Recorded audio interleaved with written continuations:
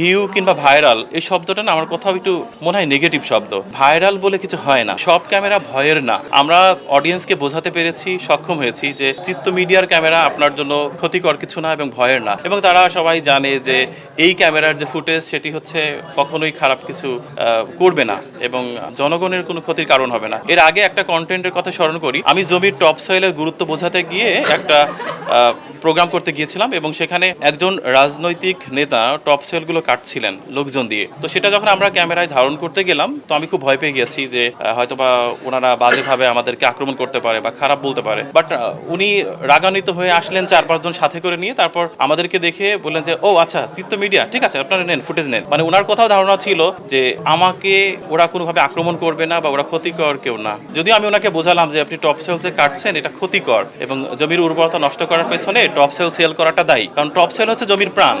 সেই জমির উপরের 5 ইঞ্চি 7 ইঞ্চি যদি আপনি কেটে ফেলেন তাহলে কৃষির উৎপাদন কমে যাবে।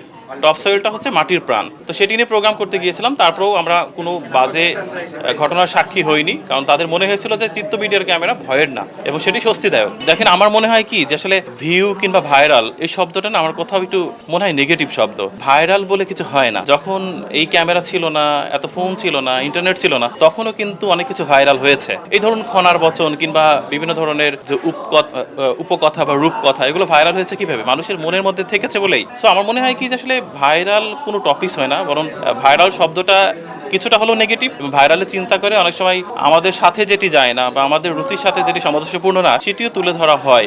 আমি অবশ্যই সেটা চাই না এবং আমার মনে হয় যে ভাইরালটাকে পজিটিভ সেন্সে না নিয়ে যদি আমরা ভালো কাজ করি তাহলে সেটি এমনিতেই মানুষ দেখবে, আর মানুষ অনেক দেখলে সেটি একবার পারপিচুয়াল ভাইরাল হবে। ভাইরাল এক সপ্তাহের জন্য দরকার না, ভাইরাল হচ্ছে আজীবনের জন্য হওয়া চাই। তো ভাইরাল শব্দটাকে আমরা পজিটিভলি ব্যবহার করবো ইনশাআল্লাহ, এবং আমার মনে হয় যে এই শব্দগুলোকে মিস ইন্টারপ্রিট না করে অবশ্যই পজিটিভলি চিন্তা করা উচিত। ভাইরাল টপিকস বলে কিছু হয় না।